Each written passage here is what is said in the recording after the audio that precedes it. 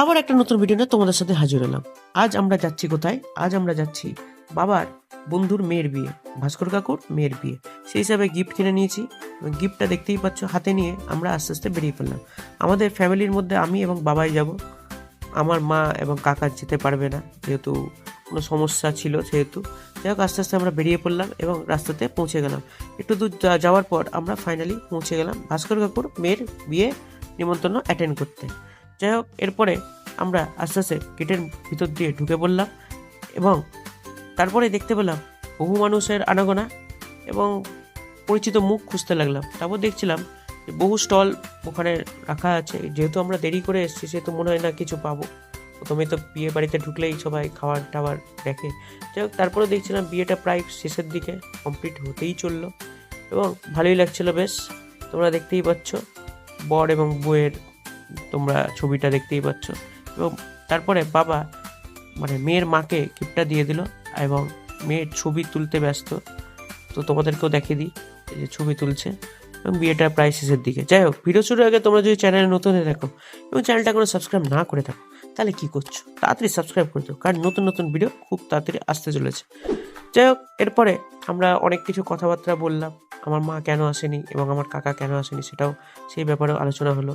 এরপরে আমি মুখ মারতে লাগলাম যে এত দেরিতে এসছি, কিছু স্ন্যাক্স ট্যাক্স যদি পাওয়া যায় আর কি।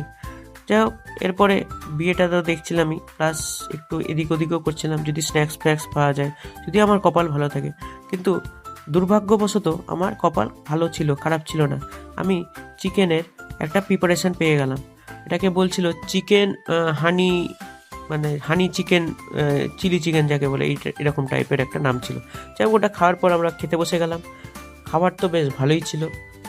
এই যে দেখতেই পাচ্ছ মেনু কার্ড দিয়ে দিয়েছে, তোমরা একটু ভিডিওটাকে পজ করে দেখতে পারো কী কী আমরা সেদিন মেনুটা পেয়েছিলাম। দেখতেই পাচ্ছ এক এক করে খাবার আসতে লাগলো এবং খাবারগুলো বেশ খারাপ ছিল না, ভালোই ছিল। তন্দুরি রুটি থেকে আরম্ভ করে বহু জিনিস ছিল, পনিরের প্রিপারেশনও ছিল এবং মাছের পাতুরিও ছিল। যাই হোক, আমি খাওয়ার দাওয়ার কমপ্লিট করলাম। রান্না দারুণ ছিল, তোমাদেরকে কি বলবো, না খেলে বুঝতে পারবে না, রান্না দারুণ ছিল। তবে রাতটা একটু বেশি হয়ে গেছিলো, সেহেতু মনে আমরা মানে লাস্টের ব্যাচের আগের ব্যাচই আমরা ছিলাম। আমরা সবসময় লাস্ট, মানে ফার্স্ট থেকে লাস্টই হয়, লাস্ট থেকে ফার্স্ট। যাই হোক, এরপরে খাওয়ার দাওয়ার কমপ্লিট করে নিলাম এক এক করে। খাবার টাবার কমপ্লিট করে আলটিমেটলি যখন বেরাচ্ছিলাম তখন দেখলাম পান দিচ্ছে।